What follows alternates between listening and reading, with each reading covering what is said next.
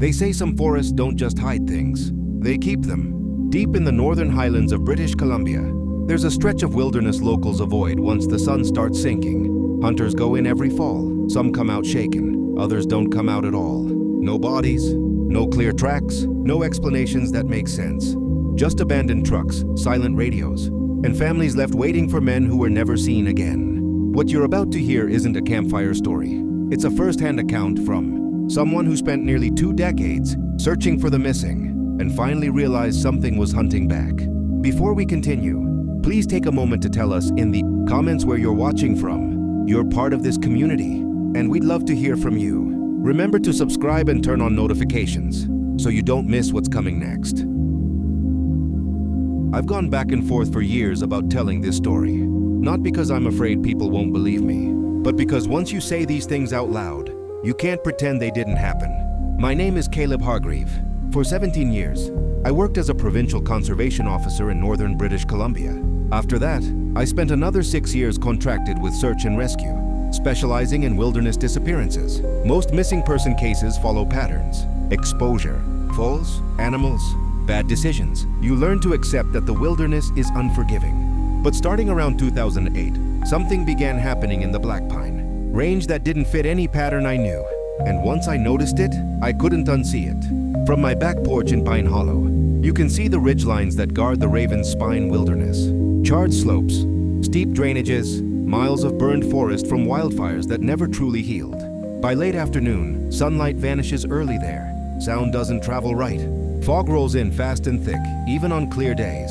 It's legal hunting land: elk, mule deer, black bear. Locals call it the last untouched place. But after dark, the place feels wrong. When I first started, the station talk was normal stuff: poachers, lost hikers, aggressive bears. But by 2010, reports began stacking up in a way none of us liked.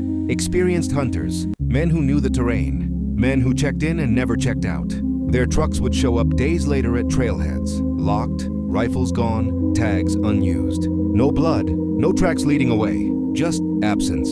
The case that broke me came in 2011. A father and teenage son vanished near Ashcroft Basin, close to a glacial-fed creek. We found their camp 3 days later. The fire pit was still arranged, food half-cooked, one boot missing from each of them. Their licenses and ammo sat neatly on a log, but there were no exit tracks. Not downhill, not toward water, not into the trees. It looked like they'd been taken straight out of camp. When I wrote that in my preliminary notes, my supervisor crossed it out and said, "That's not how people disappear." After that, the rumors started to change. Loggers started talking about a gray walker. Trappers mentioned a tall shadow moving between burned trees at dusk. Elders from nearby settlements had older names for it, but they never spoke them fully. One man told me, "It's not an animal. Animals kill because they need to eat. That thing kills because it remembers being empty." That sentence stayed with me longer than any report. I started doing something I wasn't authorized to do. Every time a hunter vanished, I visited the site before the search teams arrived. I photographed everything: tents torn from the inside outward, fabric slashed downward like something ripped through in a panic, carcasses stripped of organs but untouched by scavengers, meat left behind, untouched, as if whatever fed there wanted something else. Once near Coldwater Marsh, I found footprints in wet silt. Berry, 15 inches long, narrow heel, 5 toes spread unnaturally wide. I measured them. I never filed that measurement. By 2015, disappearances were happening almost every season. Dogs lost trails suddenly. Drones picked up nothing. Helicopters flew grid patterns over empty land. We found gear scattered downhill, as if dropped while being dragged uphill. Once we recovered a human femur, polished smooth. The coroner called it animal predation. But animals don't clean bone like that. And animals don't boil flesh from marrow. Around that time, multiple hunters reported the same thing: a whistling sound. Not wind, not birds. A long, breathy tone that rose and fell like someone exhaling through clenched teeth. Men would freeze, thinking it was another hunter signaling them. No one ever stepped out. I logged 7 separate whistle reports across 4 years.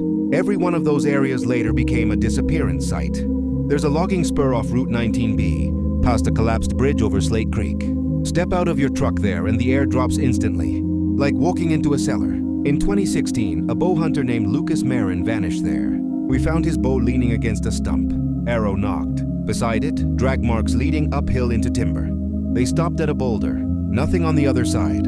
That was the moment I stopped believing coincidence had anything to do with it. By the time I left the service, I was exhausted, and worse, I was starting to feel like the forest was watching us back.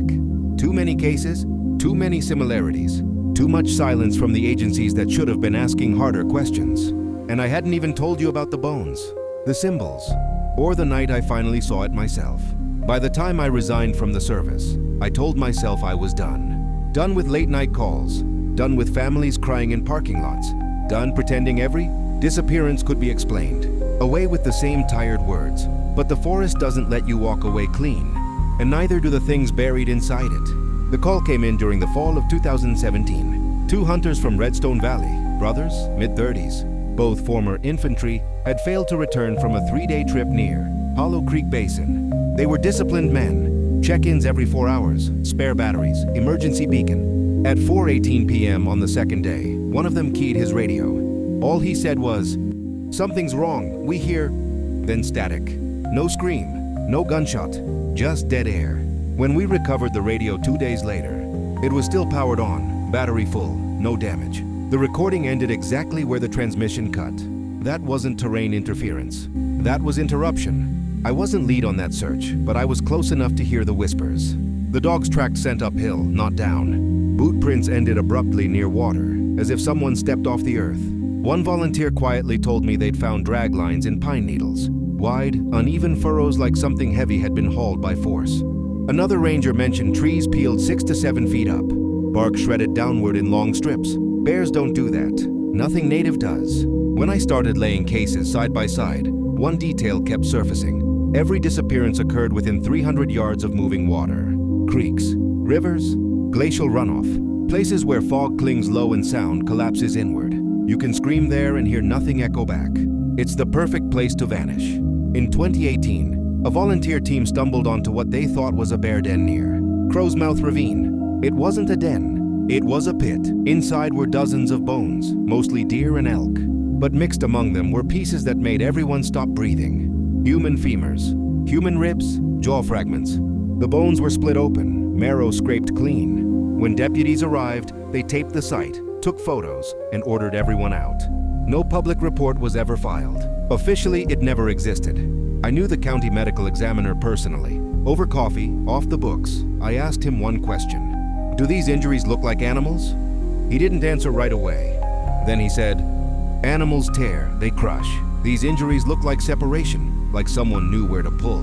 That sentence cost him a lot of sleep. In early 2019, a logging contractor named Ethan Cross came into the station shaking. He'd been scouting burned timber near Ashline Ridge when he noticed movement across a slide. At first, he thought it was a charred tree swaying. Then it stepped forward. He described it as taller than any man, painfully thin, arms hanging too long, skin pulled tight over bone. He said it watched him without blinking. No aggression, no sound, just waiting. Ethan quit that afternoon and moved south 2 days later. He never returned my calls. That same year, I began noticing markings near several disappearance sites. Carved spirals, jagged lines radiating outward like claws. They weren't random. They appeared near water, often near burn scars. I'd seen one before, years earlier, cut into a cedar near Black Pine Peak. I hadn't understood it then. Now I was starting to. In October 2020, after the fires swept through the region, a damage assessment crew found something half buried in silt near Iron Jaw Creek. At first, they thought it was a deer carcass. It wasn't. It was a human torso. No head, no arms. Ribs flared open like they'd been pried apart. Cause of death, undetermined. That was the night I accepted the truth. Something in those mountains wasn't just killing. It was feeding carefully. I went back to the elders, this time listening instead of questioning. One of them finally said, "It's not hungry like we are. It's hungry like someone who forgot how to stop." Different cultures had different names, but the descriptions matched. A thing born from isolation, from starvation, from fire and loss. A man twisted by hunger until hunger was all that remained. I tried to let it go, tried to convince myself the patterns were coincidence. But when another hunter vanished in late 2021, I did something I swore I never would again. I went back, alone, and that decision nearly cost me my life. I didn't tell anyone I was going back in. Not the department, not my family, not the few friends who still believed me. Because deep down, I knew if I said it out loud, someone would stop me. And part of me didn't want to be stopped.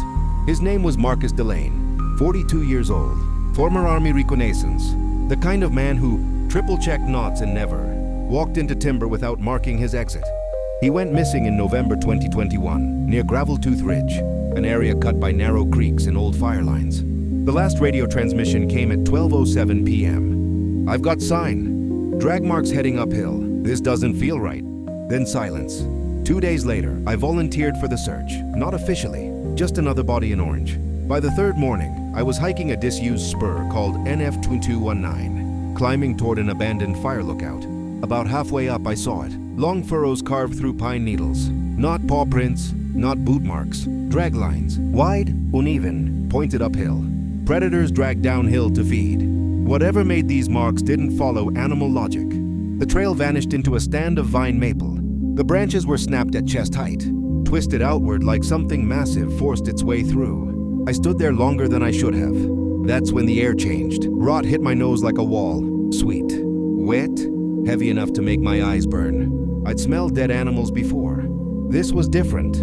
This smelled like something that had eaten, and was still close. I backed away slowly and marked the coordinates. That was my first mistake. That night, back at the base camp, a deputy pulled me aside.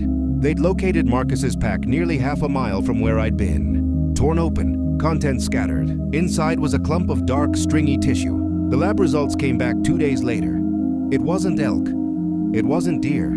It wasn't bear. They never told us what it was. After Marcus vanished, something shifted. I drove the ridge roads alone at night, windows down, listening. The forest felt alert. No insects, no wind, just pressure. Sometimes I caught the smell again where there was nothing dead nearby. Sometimes I found bark stripped from trees far above reach.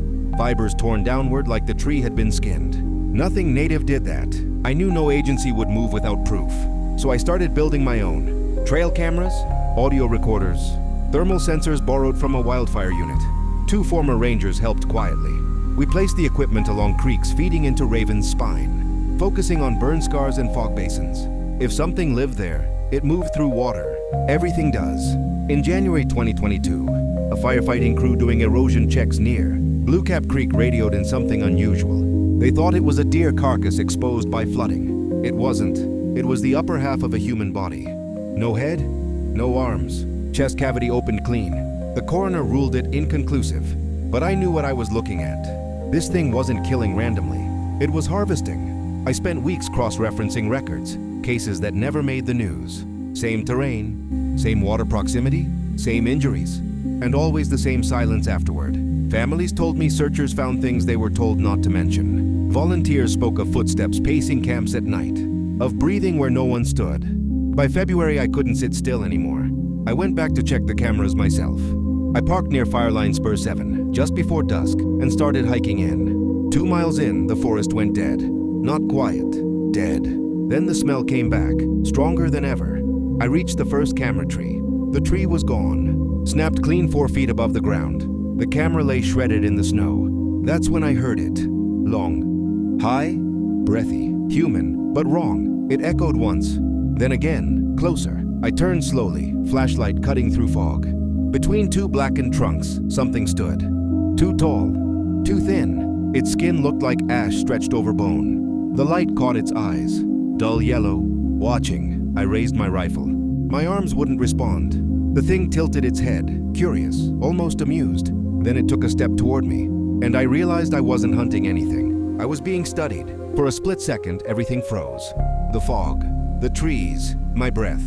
The thing just stood there, half lit by my flashlight, as if it were deciding what I was worth. It was taller than any man I'd ever seen, well over 8 feet, but it wasn't bulky. It was wrongly thin, ribs pressed visibly against skin the color of wet ash, shoulders hunched forward like it carried too much weight in its spine. Its arms hung far too low, fingers nearly brushing its knees. The hands were the worst part. Long fingers, nails split and blackened, cracked like old wood. And its mouth? Its jaw hung open wider than it should have, teeth uneven and mismatched, like they'd grown in without order. The smell rolling off it was unbearable. Rot. Wet fur. Something sweet and spoiled underneath. This wasn't a bear. This wasn't anything the forest was supposed to have. It let out a low growl. Not animal, not human. Then it changed. The growl stretched, warped, and turned into something that almost sounded like a voice trying to remember. how to speak. A wet, broken imitation of a word. That's when my training kicked in. I raised the rifle. I fired. The muzzle flash lit the fog for half a second. The round hit its upper torso. I saw it jerk back. But it didn't fall. It didn't scream. It just absorbed it. Like pain was something it used to understand, but didn't anymore. Then it stepped forward, fast, too fast. I turned and ran. Branches tore at my face and arms as I crashed downhill. My boots slid on frozen needles, lungs burning. Behind me, heavy footfalls, claws ripping bark.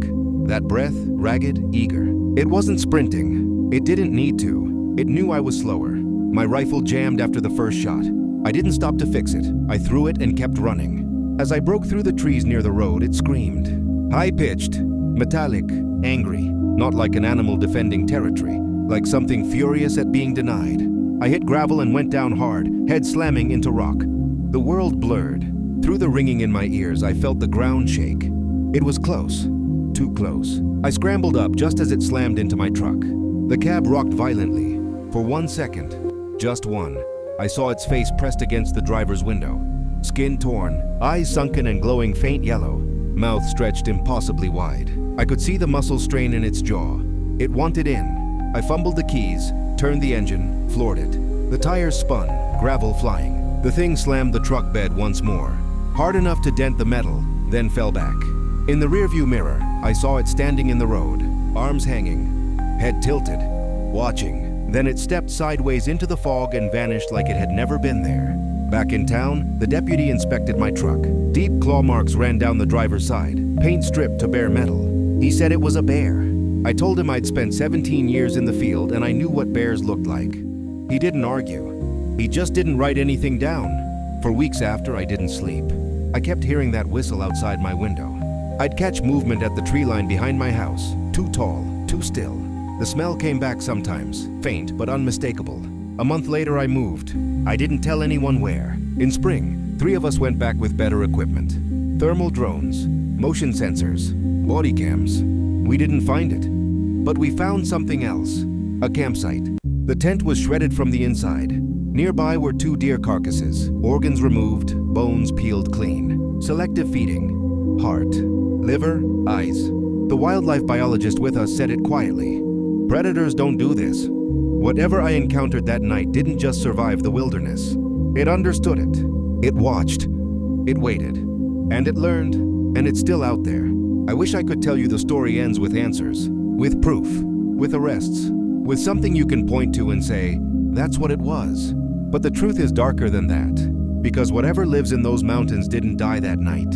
It adapted. After I left, the reports kept coming. Different names. Same places. Hunters who never missed check-ins. Backpacks found miles from camp. Rifles leaning against trees like they'd been set down calmly. Every official explanation was the same. Lost, fall, animal attack. But families told me something else. Searchers whispering about bones they weren't allowed to log. Volunteers quitting after one night in the field. Dogs refusing to track beyond certain creeks. They find me because no one else will talk straight.